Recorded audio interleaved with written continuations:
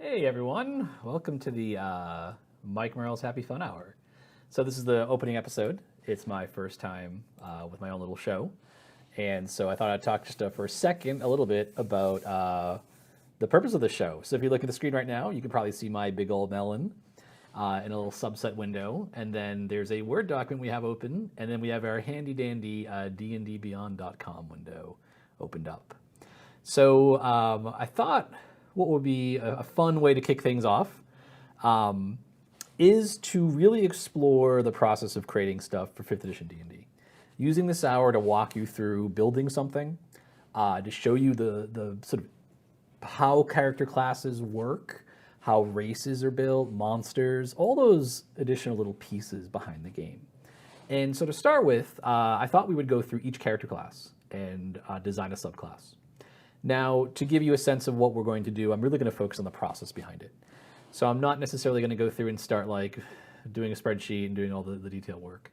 What I really want to do is, hopefully through the process of creating a subclass, give you some more insight into the character classes and how they work, and also see how the process from our side of the book looks to maybe give you some ideas of how things go. Now, one thing we're going to do is for this week, since we didn't really, this is our first episode, it's our first time doing this together. I didn't want to just start with something cold and be like, okay, hey chat, what do you want to do? And then like I'm just watching chat for 5 minutes, and of course there's like I think there's a delay, so you type something and then 30 seconds later, after 30 seconds of awkward silence on my end, I'd say something. So to start with, I already picked out, we're going to take a look at the Warlock to start with, and I have a concept in mind. But what I'd like to do is over the course of the week. And I'll bring this up a couple times. I'm on Twitter, and I'll even type it out here. I am at Mike Mearls on Twitter. So if you want to throw some suggestions my way for next week, hit me up on Twitter. That's the best place. Chat's cool too, but chances are in chat we're not going to be able to capture it. So it's just a little bit easier, and as we're going, we'll probably want to focus on answering questions as we do things. So for Twitter, if you have any ideas of what classes you want to hit next, let me know. And if you have any ideas, and here's how I want to set some ground rules for this. If you have an idea of a subclass you want to see, don't explain to me what the subclass does, because part of the fun is working through that on the show. Instead, like just give me a name. Like you might just say, oh, I want to see a subclass for the fighter that's called the samurai. We already did that, so I guess I could do it. I could just, easiest hour, right? I just have the book and type it in. But so just focus on, what's this idea of like the name, and then I think part of the fun would be, especially for someone who makes a suggestion, is that you get a sense of what something might end up looking like. So, okay, now right now the screen, what I will do once I start typing, I'll expand things out so you guys can see. Oh yeah, you know what, and I actually did, so let me just increase that a bit. We don't need that. So hopefully, chat, if you're having trouble seeing that, if someone is having a little bit trouble seeing things, just let me know. Also, can you read the disclaimer at the top? Confidential. Oh no, I hope no one can see this. Are we live? Haha, terrible joke, but I had to make it. So what I wanted to start with a little bit was, so for the Warlock, Warlock's one of my favorite classes, and I will totally admit, one of the reasons it's one of my favorite classes is because it is one of the most enjoyable classes to build subclasses for. When you look back at 5th edition, when I look back at it as one of the people who helped make it, I am very critical of my work. I am never happy with anything I've ever made. And I always have a natural tendency to nitpick things. So while I could tell you and you'll find out as we go through, I'll talk about some of the things with the Warlock that maybe are a little bit harder to design around. But I think overall, this is probably a class that in terms of delivering the flavor through the subclass, really hit the mark in terms of what we wanted to do. And I'll talk a little bit about how we hit some of those things and why some aspects of this class make it a little bit easier and more evocative than other classes. So what I'm going to do now to start with, whenever we work on D&D, and this is something which is we've emphasized, if you talk to us on Twitter and ask us questions, I'm right now looking at D&D Beyond. And the very first thing you always do when you're working on the game, even as someone who helped co-create the game, and I've been working on it for about as long as you could, because I worked on it when we first started, I never assume I know what I'm doing. But way back in the day, I used to do tech support. I worked in an office. I was the person who kept the network running. If someone's computer was having problems, I was the person who showed up to fix it. And I remember when I had that job, reading an article about The person who is the most likely to destroy a piece of equipment in the act of trying to fix it, say installing RAM without grounding yourself properly and frying the computer, was, statistically speaking, much more likely to be someone who was an expert than someone who was a beginner. And that was because a beginner, now you can have a beginner who just charges in and doesn't read anything, but more often than not, a beginner has a mindset of, I'm a little bit nervous about doing this, so I want to make sure I get it right. So they do all the safety precaution checks and everything. Whereas the expert starts to treat things in a fairly blasé manner, and they just kind of go ahead and do it because they think they have everything down, but you're not going to remember all of it. And trying to memorize everything, you're just kind of cluttering your mind. So the first thing I always do when I'm going to work on a character class is I go and I read the character class.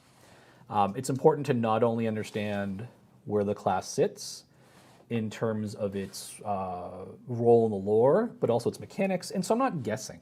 It's also, I mean, frankly, it's easier, right? And whenever you have a chance to make things easier, go for it. So in this case, what we'll do, I'm going to scroll down here as I'm talking. If you can read this, it's great. If you can't, because the resolution or whatever we're broadcasting at, don't worry about it.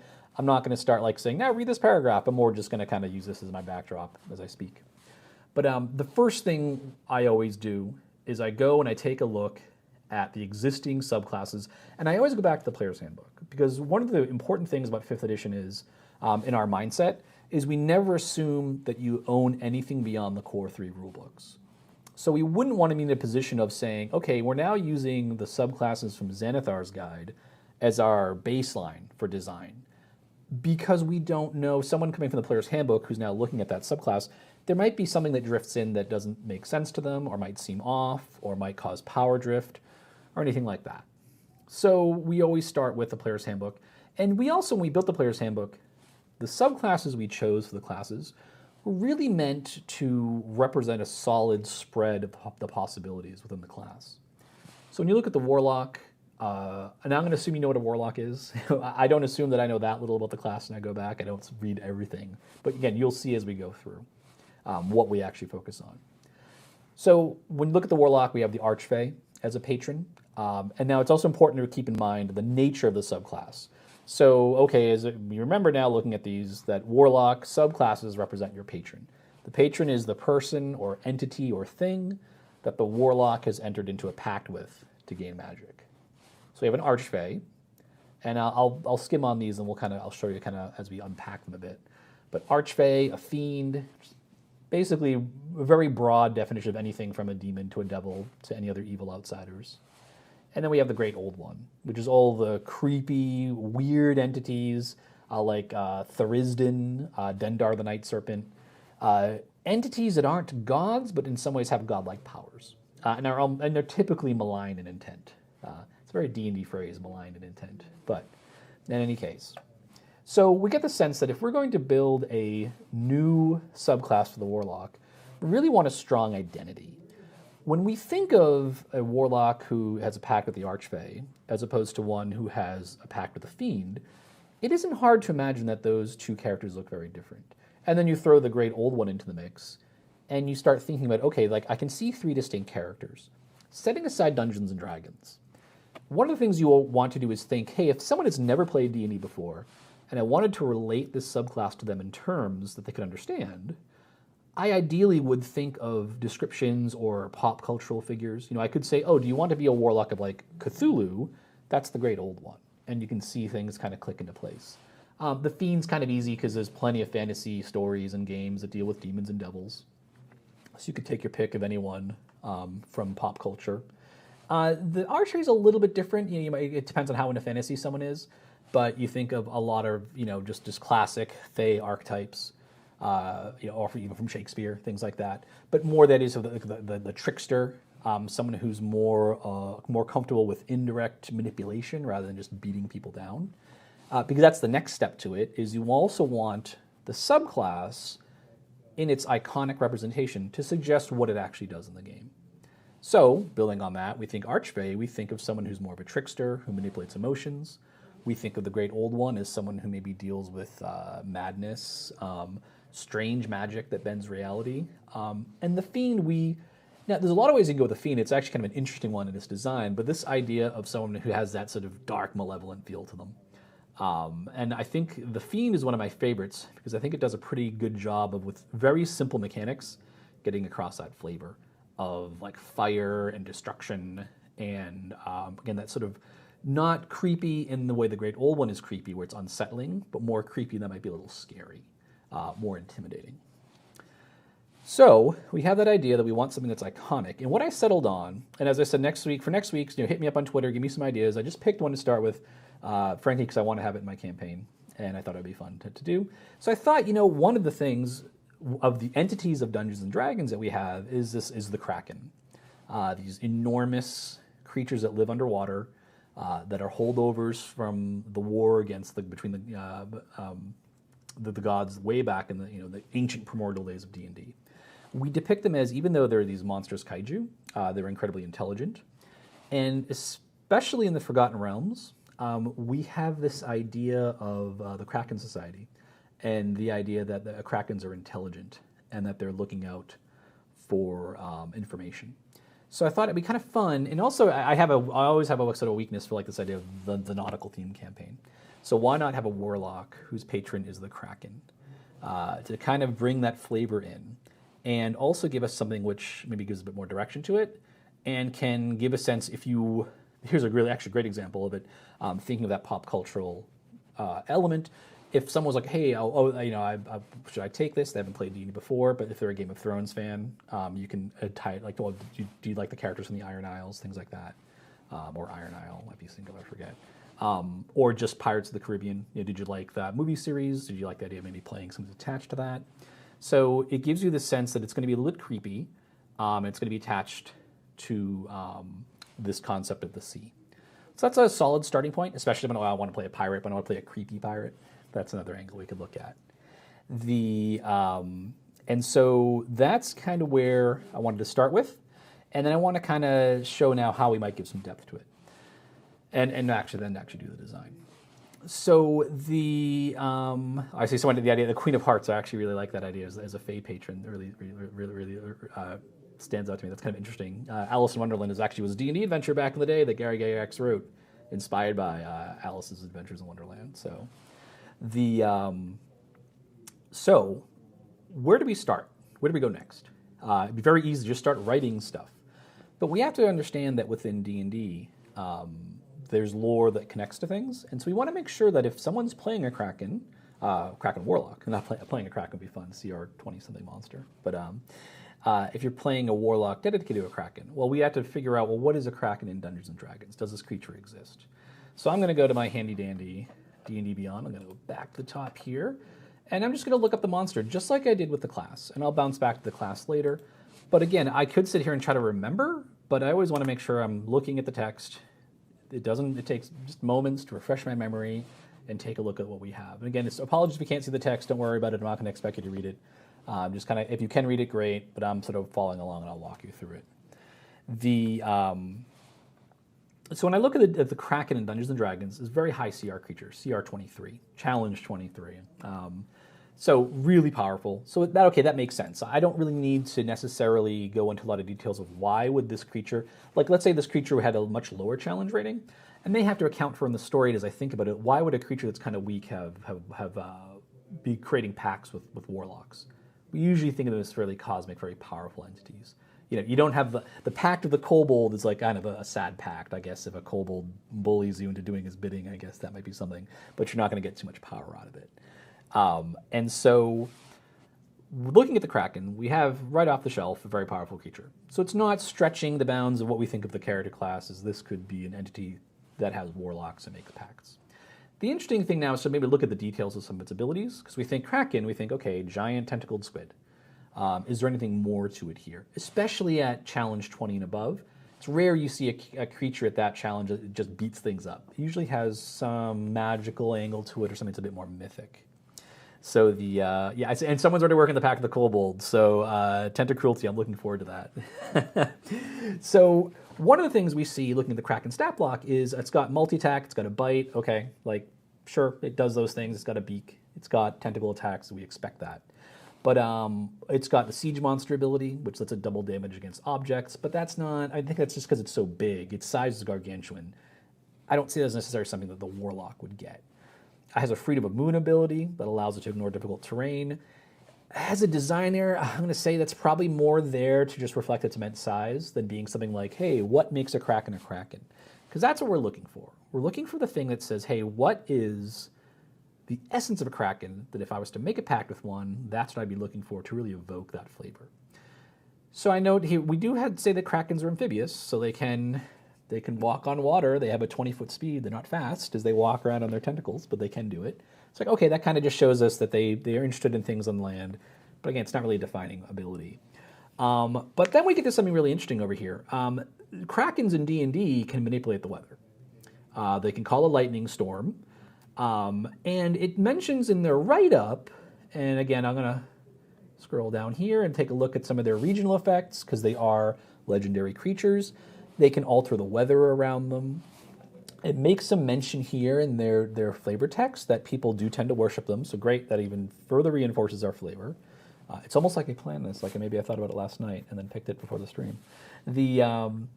But it talks about how when people worship them, they often do so because they're looking for the good weather that a Kraken can bring.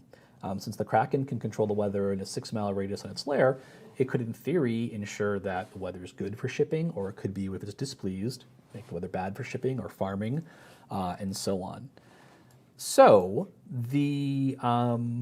that seems to be an interesting angle, because it's also something that's going to be pretty distinct to D&D, and it also really makes sense. We think of a nautical campaign. We start thinking of this character, as someone who's kind of creepy, someone we might think maybe a little suspicious of, because Krakens are evil. But if they can offer control of the weather, that's pretty useful if you're sailing, especially through waters that might be Kraken infested. And I see in chat someone, Tentacruelty, kind of mentioning freedom of movement might be a good spell for the list, and that's another good way to pick up some of those things. And I'll show you kind of how we can kind of layer some of these things into elements of the subclass, where it might not be big enough to be a class feature, but it might be something that slots in nicely for the spell list. And I'll talk about the spell list as we start going through the features. So what we've sort of settled on here is, at least what I've settled on, and I said for the next ones, hit me up on Twitter, we'll get some concepts there, is looking at the Kraken and thinking is its weather control element being important. That kind of explains why people might associate with these guys.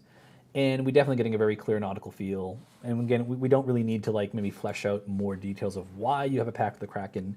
It talks about how they're worshipped by cultists and they're very powerful creatures. So we're good to go conceptually. And now we have a bit of a direction that's forming as we start thinking of class abilities. So now it's a good time to stop and think, what is the structure of our subclass? So narratively, we've already looked at that. We want a patron. We want an entity. And we want an entity that's sufficiently powerful that it makes sense for warlocks to have pacts with them. But if we now go back and look at the actual character class and take a look at the mechanics, we can get a sense of how the subclass goes about presenting those elements. So let's take a look at the Fiend Pact. I'm going to admit it's one of my favorite ones. And I'll actually tell you why right now, because I'm scrolling to it, and that'll be a big secret, right? So one of the things I really like about the Fiend Pact is the Dark One's Blessing ability. So this is the ability you get at first level. And it's important to consider when does the subclass show up in the character's progression. For Warlocks, it comes in at first level. And for classes where that does come in that early, it's because we see, if you were to tell people, hey, I'm playing this class and here's my subclass, that's naturally how you want to present yourself. Because you think of yourself as, I'm not just a Warlock, I'm a Warlock with this pact. It's going to really heavily flavor my character from day one. Other classes come in at level 3 because the class itself has enough going on or has a distinct enough identity that you don't necessarily need to add the subclass in yet. A good rule of thumb, and this is kind of a conceptual thing we established back in the day when we were designing the game, is that when you choose your subclass, ideally you're not changing your equipment. So as an example, if you think of the fighter and you wanted to make someone who is an archer, you wouldn't want to present core fighter abilities where it's like, well, I'm going to take a very high dexterity because I want to be a ranged guy, ranged character. But the mechanics really assume I have a high strength. So in order to survive from first to third level, I'm going to have to wear heavy armor. And maybe I'm going to have to use close combat weapons. Once I hit third level though, and I choose archer, say theoretically it's an archer subclass, then I can go to lighter armor and I'm now going to start using a bow. We didn't really want that to ever happen. we wanted to always feel like the character you wanted to play was the character you'd start playing at first level. And then adjust the subclass, the mechanics it delivered, and then when it actually showed up in the progression table to match up with that. So a good example of the cleric domains being chosen at first level, for instance, if you wanted to play a war cleric who, let's say, and so it was really important to you that you had, let's say, the correct weapon you were using, or that you could mix up in close combat, versus someone who wanted to play something like a cleric of the sun, who might be more of a spellcaster. We didn't want either of those characters to have to undergo this kind of awkward transformation of like, okay, now that I'm third level, now I'm going to throw on plate mail and walk around with a giant hammer and hit people. Or, okay, now that I'm third level, I don't have to wear my armor anymore, I can be more of a caster. So the fighter, for instance, its mechanics are non-specific enough, like with action surge and things like that, and it doesn't really care too much about your abilities, that you can start at first level, say, okay, I'm going to put my highest ability in dexterity, and I want to start with a ranged weapon and just go from there. And then when you hit third level, maybe start getting your ranged combat specific abilities. It augments it. Or when you have a choice, like the weapon choice, and I'm blanking on the name, but the fighter gets a choice at one point, we can just seed it with enough options at first or second level. I think it's second level. See, this is why you always look stuff up. So I'm going to go click on the fighter right now to make sure I get this right. When you get your fighting style at first level, you can just pick the archery option. But that was an area where we felt we could make these broad enough. It's also why, for instance, the fighting style options are fairly broad. They give you a bonus to all ranged attacks rather than, say, a specific weapon or a specific type of attack. So the Warlock falls into the category of getting a subclass at first level because we just felt the pacts were flavorful enough that if you were playing a Warlock, you'd really want to say, I'm a Warlock and I have a Fiend pact. And that's really changing how I play right from the beginning. I don't want to alter how I approach the game at a later level to accommodate the subclass choice.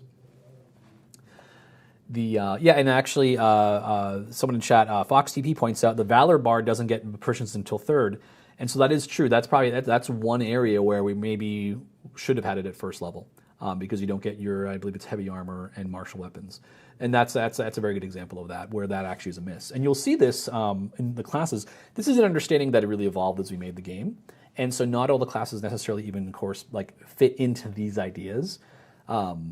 But classes we design going forward, this will be a sort of principle. The important thing about game design principles, though, is we are very much driven by feedback from players. And so we don't have principles that are set in stone. They can always change, especially as the audience changes, as tastes change. We always like to say that our plans are the plans we have for now, but they might not be the plans we have for next year. So getting back to our internal pact Warlock, what I really like about it is, and this is what I always strive for now when I design a Warlock subclass, don't always hit it, but it's what I aim for, is something like Darkwood's Blessing. So what Darkwood's Blessing lets you do is whenever you drop a hostile creature to 0 hit points, you get temporary hit points. It's your Charisma modifier plus your Warlock level. And I love this ability because it's super simple. It scales up perfectly. As you go up in level, it just gets better. It remains relevant. So it's getting better in the sense that it's bigger than it was before, but it's staying relatively the same power, or thereabouts. It's close enough. And it triggers all the time, because the great thing about temporary hit points is they don't stack. So I can take my turn, I can drop 5 enemies. I'm not getting a giant pile of temporary hit points. I'm getting the temporary hit points once. The next time I get hit, those will likely go away. But the important thing is it's on all the time. And so I really feel like when I'm playing this Warlock, that ability is always there. It lets me role play it. It lets me really play it up in the description of my character. And it reminds everyone else at the table that, hey, I am a Fiend Pact Warlock, unlike other potential Warlocks or any other casters that you might have in the party. So as a counterpoint, when you look at the Archfey, Fey Presence lets you force everyone in a 10-foot cube to make a Wisdom saving throw, and if they fail it, they're charmed or frightened by you. Now, once you use it, though, you have to take a short or long rest to get it back. This is something that's very, very much a challenge in design, because when you think of Fey and you think, okay, I want to influence your emotions, it's much harder to find something that is small but still impactful. Like there's very much a sweet spot of it's interesting enough that I want to track it and use it. I'm getting a benefit, but it's not so big that it overwhelms other abilities. So, and this is a great example of this is why this isn't a hard and fast rule. But it's also something where I think as we've learned, as we've designed more for the game and watch people play, that this might be a type of design we don't use as often. Now, that said, this is still, I would find this pretty well balanced. It's a pretty big effect. Charming and frightening people. This is also another great example of it gives you an option. So if you're in the tavern looking for information, you can charm people. If you're getting ambushed by orcs, you can frighten them. So it's really nice. One thing I really like about this ability is that very simple flexibility. You just make an A or B choice, really determined by the situation you're in. And Frighten's it's a pretty powerful ability. You're throwing out a lot of disadvantage on that, with that. And in D&D Beyond, I can look and say, hey, a frightened creature has disadvantage on ability checks and attack rolls while the source of its fear is within line of sight. That's really good, especially against big mobs of creatures. If you are like ambushed by a bunch of weenie monsters, this can shut down all their attacks, essentially. Disadvantage can be very punishing against goblins and kobolds, creatures like that. And again, and then it's got a nice flavor to it. The way I see this, now if you go down to the Great Old One, they get a very, we think of it as like more of a utility tech thing, where with Awakened Mind, you get the ability to use telepathy, to speak with creatures within 30 feet of you. So that's a very flavorful ability. It's not as straight line obvious in utility as the other two ones. It maybe requires a little bit of thought to really, and it's probably more useful in games that focus less on combat. But we always want to try to find that nice spread. So you can see within these three abilities, there's one that's really great in combat. The Infernal Pact is fantastic. The Fey Pact is kind of in the middle. It's got good combat utility between those short rests, but it's not direct damage, so you're really going to have to combo with the rest of the group to win that fight. Or it's very good in social situations. The thing about if you're in more of a role-playing mode, those short rests are back, usually, not always, but usually easier to come by. Because you can use this when you're at the tavern trying to track someone down, and then the Warlock player can take a short rest in the tavern while someone else does something or you're just waiting. Usually your scale of time is larger. Awakened Mind, it's an always-on ability, and that telepathy really requires some player creativity to find ways to use it. But we also feel like really, really helped establish that creepy, weird, fear kind of flavor we're going for. So this ability is something we want to have on all the time. And I may have cheated by thinking of this last night, so you don't get to see the creative process live, which I can assure you would be really boring. It'd probably be me opening a game, a video game, and playing it while you watch, and I just look really thoughtful. But so I put a little thought into this, and my initial thought was very simple, like, okay, you can breathe underwater and swim. Because that just seemed obvious. It's a Kraken priest, kind of thing. You're involved with Krakens, you should be able to swim and breathe water. But as I thought about it, that was very narrow.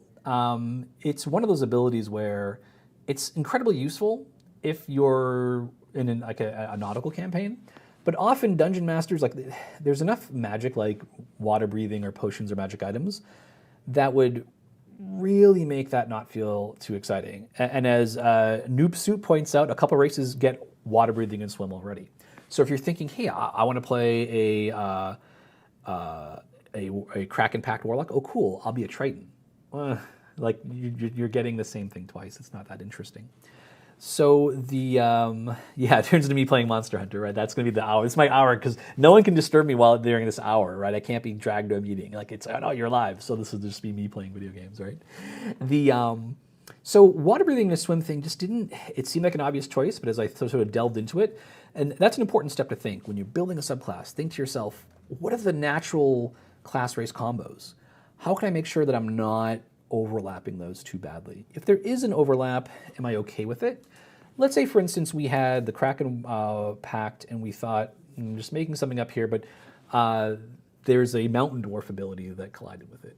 Maybe you're okay with that because you think Mountain Dwarf isn't really something that would naturally be a match for this pact. So I'm okay with players kind of getting that sadness if I think the payoff is worth it. But if it's something like a Triton or anything that's like a water-breathing race is a natural fit for this, we don't want to make that feel like a bad combo. We also don't want to have sort of what I call a creeping doom disease on a feature, especially a low-level one, where we're like, okay, well, we're going to give you water breathing and a swim speed because we think you get that, but we think that's not really worth anything. So we'll give you another thing, and then maybe that thing isn't as big as, you end up just stapling 5 different features into one. That's another way we want to avoid. So what I thought of is I kind of put some put some time into this last night, was what if we gave you Kraken tentacles? Right? Like you're a warlock with a Kraken. What a Kraken's known for? Giant honking tentacles that grab ships and drag them down. So what I was thinking of doing was, and you're going to see, this is kind of and here's my Twitter, if you can read that, at Mike Mearls. I'm just going to make notes from me here. Again, if you can't read it, don't worry about it. This is me just taking notes myself, because it might take a couple episodes to do this, or I can show off next week the more final design. I'm actually using the template we use when we design, so I'm going to delete this. It's not going to be I'm not going to do the full fancy thing. But I am going to go here and say, hey, you can see all our headers. If you can see that, we have word styles we use. So this is our H3. And I'm just going to write first level, just to remind myself. And I think it'd be kind of good to give you Kraken tentacles. And the nice thing about this is we can, now that we've said, hey, the flavor is you get a tentacle, well, what does that actually look like? So I'm going to kind of leave it open for now. What I imagine is we can make this some sort of at-will attack that really focuses on utility rather than damage, because it might be something that you use not every round, but just when the situation is appropriate, or when you're like, hey, I really want to do this. So what I'm thinking is it's a melee attack, and I'm going to give it just a crazy long reach. This is one thing we'll do also, this like design phase, we're just starting out before playtesting, is we'll just make things like, it's a 20-foot reach. So I'm just going to make a note to myself, and 20-foot ranch, if you could read it. The reach on this is going to be 20 feet, because I always, at this stage, playtesting is going to catch the broken stuff. That doesn't mean that we just break things and let you guys fix it in playtest, but it does mean we start out, it's like, look, let's push things to the extreme and see like what comes out of it. So we've got a melee attack with a 20-foot reach, and I think we want to do like a cantrip. Hey everyone, welcome back to the Mike Mearls Happy Fun Hour. I'm your host, Mike Mearls, creative director on Dungeons and Dragons. This show features a design of a new subclass. Each week we're going to take a different character class from 5th edition D&D and build a new subclass. And if you follow me on Twitter, it's Mike Mearls is my Twitter handle. I announced earlier today we're going to be tackling a new subclass for the Rogue, the Acrobat. But first, if you were with us last week, you would have seen we were working on the Kraken patron for the Warlock. So what I wanted to start with was to show you, after our sort of discussion last week, of what we ended up with as some not quite final design. This would be the first draft of a design, but this would be the state in which you'd expect something to then move over to internal review and eventually for external playtesting. So if you can check it out right here, my Word window, I'll expand it up a bit. And actually, you know what? I'll make that the entire screen. So hopefully you guys can read. But again, don't worry, I'm not expecting to read the text. I'll sort of go along and explain everything. And remember, this is confidential information. Do not distribute. So hopefully, like the internet, it's not good at like logging information for long periods of time, right? It just all kind of goes away. Anyways, so for the Kraken, what we talked about last week was this idea of a warlock striking a pact with a Kraken. And Krakens being very powerful creatures of the seas of the worlds of Dungeons and Dragons, and having the ability to control the weather in the area around their territory, and in the Forgotten Realms having this real appetite for information. And so playing with some of those ideas and coming up with a warlock who reflects the sort of many tentacled nature of the Kraken in a way that's reflected as a warlock who's very good mechanically at controlling crowds of enemies.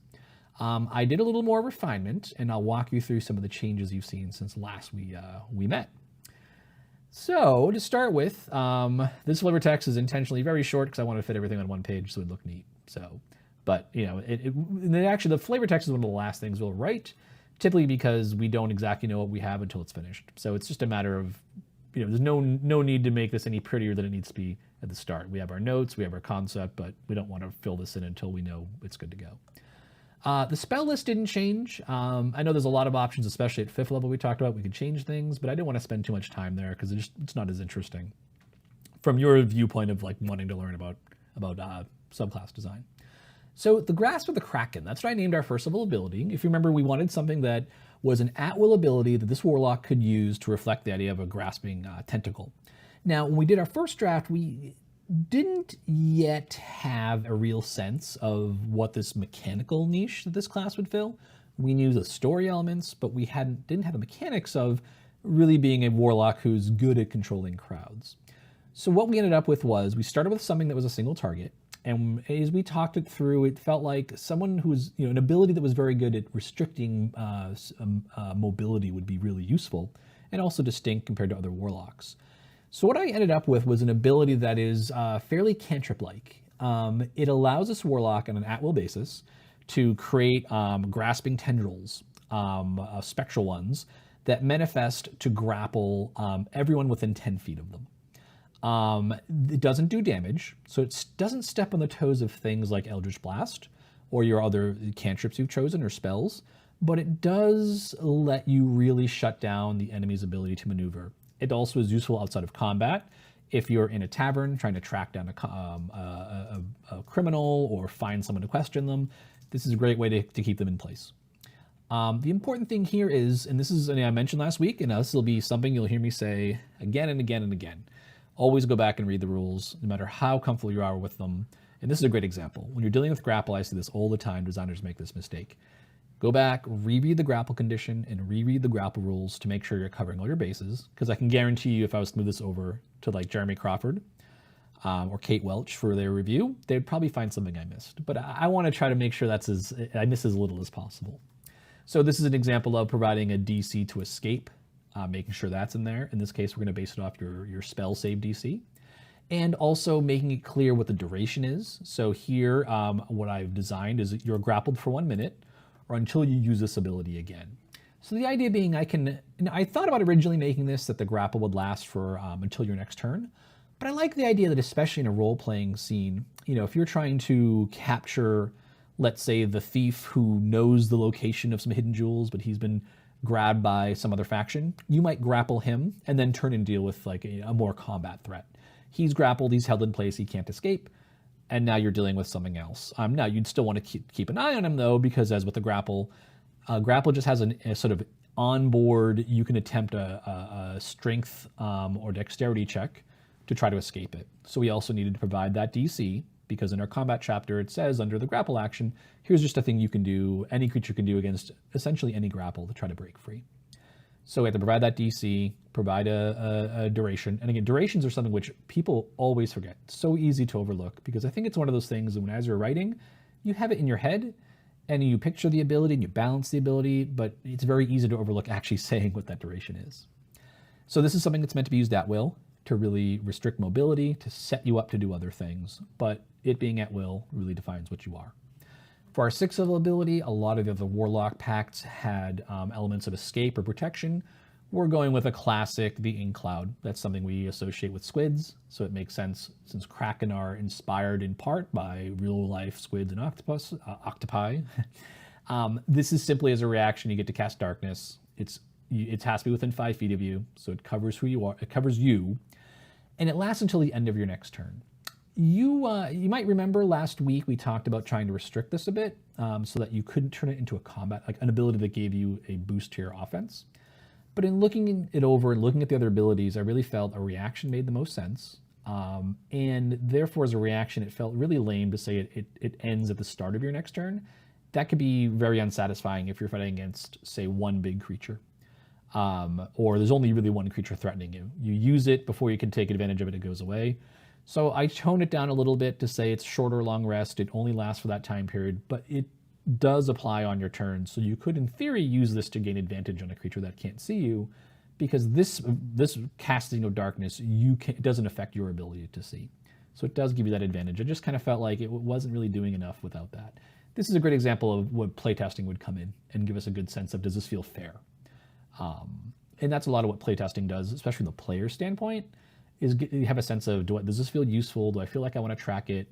Is it worth writing down on my character sheet? At 10th level, we talked about this is where we'd give you water breathing, but we'd give it to you as part of a bigger package of abilities, primarily because this pact would match up very well with the races that would have water breathing from the get-go. We don't want to give you something where the thematic choice is giving you something that's not very useful. So here you get water breathing, you get a swim speed. We have to think a lot of characters who would take this option might already have those. So you also gain immunity to lightning damage. And we talked last week about implementing then the next feature. Immunity to lightning damage is a little bit niche, so we wanted to give you an excuse to maybe trigger it yourself by casting a lightning spell that may actually damage you or using a similar effect. So in this case, if your immunity reduces damage from an effect to 0, as a reaction, you can cause creatures that you choose within an area around you to take some automatic lightning damage. I threaded that through the reaction, specifically to put a little bit of a control on it, to know that no more than once per round could you actually use this. So that means if your party loads up on lightning abilities, you can't have a situation where everyone in the party is just hammering you with lightning damage and you're just looping massive amounts of damage to all the creatures you're fighting.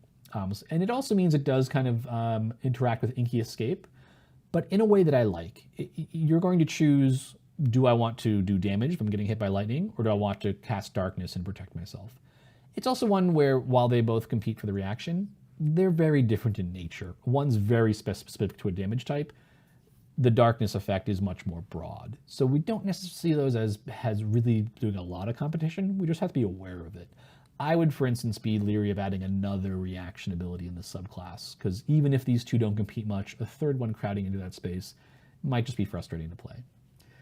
So then the final one, and actually, Gaius Octavian points out, Shocking Grasp. I want to surround myself with minions with Shocking Grasp. Exactly, right? That's what you're looking for to control, is that at-will ability. Because, with casters, you can do elemental damage types. So you wouldn't want the fight to be the Warlock standing in the middle of the room and a bunch of guys slapping him with Shocking Grasp, and that's roasting all your enemies. That's one of the things in balance, and in thinking of these, you want to avoid things where, if you were to think of this as a scene from a novel or a comic or in a film, that would just look ridiculous. And especially something you can use all the time, because now every fight's going to look ridiculous as you shock the Warlock and kill all your enemies. So then our final ability is Unleash the Kraken. This idea was, since your patron is someone who lives in the material world, you can ring them up for a favor. And in this case, we originally talked about this being a big attack. Tentacles manifest, slap around your enemies. What I decided, though, was also to add a little bit of utility to it.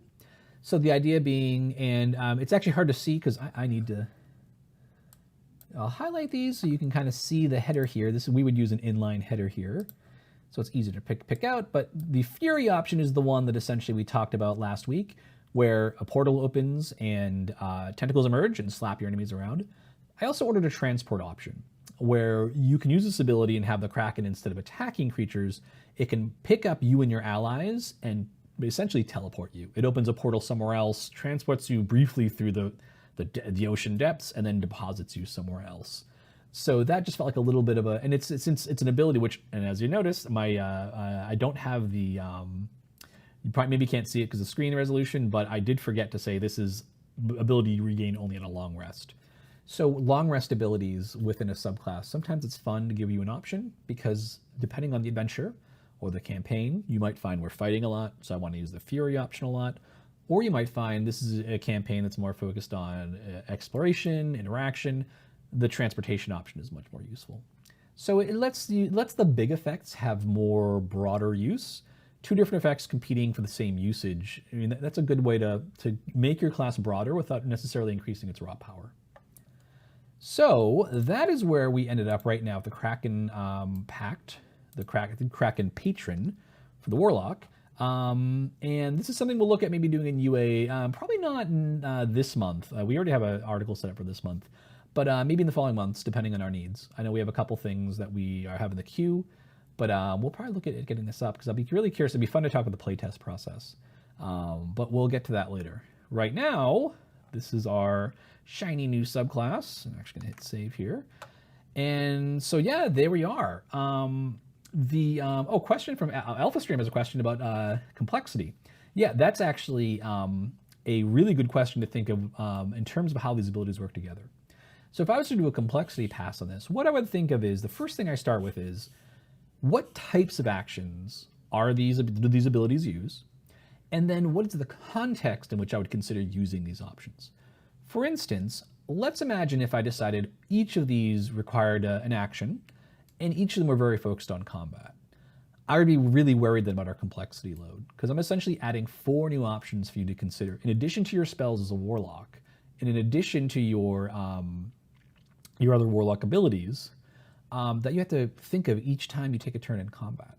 What we found in general is that players really like to avoid complexity during combat, but are okay with complexity outside of combat. And I think that's because of the time pressure. In a fight, it's your turn, everyone's looking at you.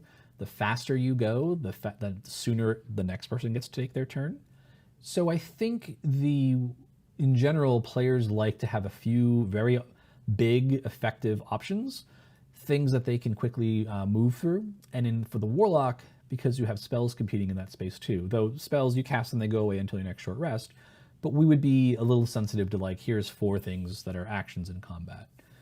So an easy way is just to spread them out across actions, which is what we've done here. Of these 4 abilities, 2 of them are reactions, one of which is a general use reaction, protecting yourself with darkness, but also once you use it, you need to take a rest to get it back. So that's also another way to reduce complexity, is to say, look, when you use it, it's gone, you can stop thinking about it. Now, there is something to be concerned about. The player has to assess, is it worth using this right now? That can slow play down too. So you don't want to use that too often. But I think in this case, having one ability that functions like that works out pretty well, because it also has a very clear utility. And then Sign of the Depths is nice because it's just based on lightning damage. You're not even going to think of using it until you take lightning damage. Now, that does have the hidden cost. You have to remember when you take that lightning damage, hey, I have this ability. So having one of those per subclass is probably good. Again, that's definitely something where you would not want 4, because it's just a bear to remember. People will forget them. And we've seen that in play tests when we've had people come in and we've observed them playing.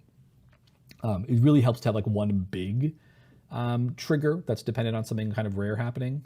It's more likely to happen. It's more likely you to remember that, or someone else at the table might remember it. And that's something we think of. But if you have 3 or 4 triggers, then it's very hard to track them all. Or even worse, you'll get it wrong. You'll think, oh wait, my ability works here, I think. Let me look it up. And then you've paused the game to look something up and gain nothing because what you found was, oh, I was wrong. It's like, this is a bonus action, not a reaction, or it applies to fire damage, not thunder damage, or whatever it is. And then now Unleash the Kraken, that is an action, but since it's daily, it essentially is like having an additional spell slot for one specific effect. So these things here, I would say, absent playtesting, because playtesting is really the best way to determine where you are complexity-wise, but I feel like this is a pretty good target to aim for. An at-will ability that's a little specific in how you'd use it, that sits well alongside Eldritch Blast or any other cantrip. A defensive ability, and I think this is essentially mirrors a lot of the design in the Player's Handbook, which I think came around. We have a good structure. So that's another good way to avoid complexity, is if you have existing things that are functioning well, using that structure and just putting new content in it can be a good way to keep your complexity within what people expect for the character class. So that's why we had the reaction, very similar to the existing subclasses. More static effects. I think of the reaction, since it's at will, to lightning damage as a static effect, like giving you a swim speed. It's just always on. You write it down in your character sheet and just need to remember it when appropriate. And then essentially the daily ability, a big effect. You're going to pull this out when it's a serious fight, or you really need to change the tenor of how things are progressing. So I would say probably complexity-wise, I feel pretty comfortable with this, but again, we would need to test to get there. I'm going to get this wrong. Vine Aries, that's how I'm going to pronounce her name. We should get Jeremy here. That would be interesting. We'll see if he's available. It'd be kind of fun for Jeremy to take this text and go through. I know he has talked about maybe doing some videos on YouTube rather than something live, so we can have a little more control over the flow of it, of some instructional videos on here's what, his half. So to give you a sense of it, this is what I think of as content design. I'm creating a new subclass. I'm using the existing system to build something, but I'm not trying to reinvent the wheel. Jeremy really focuses on how do we extend the system as needed to accommodate new concepts. Now, this one is pretty straightforward, though Unleash the Kraken is a bit different. And really it would be about, okay, his grasp of the Kraken, is that implemented correctly to interact with the grappling rules? But his sort of system design mind would let him go, okay, this is implemented correctly, or here's how, if we do need to build new rules, here's how we build them to accommodate the new content. So that's essentially, that's how the two of us work together. And that's how a content designer on D&D, we'd think of it as a narrative designer, though it might seem kind of weird because there are mechanics here. their existing mechanics. It's really the narrative that's important versus a systems designer who is going to extend the rules to accommodate these new things.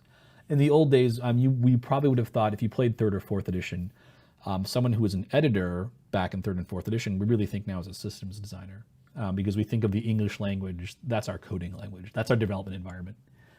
So, you know, some game designers work in Unity, we work in English or whatever language we're being translated into. So yeah, so there we go. That is our patron, the Kraken. So that's the past. Let's literally close the window on that.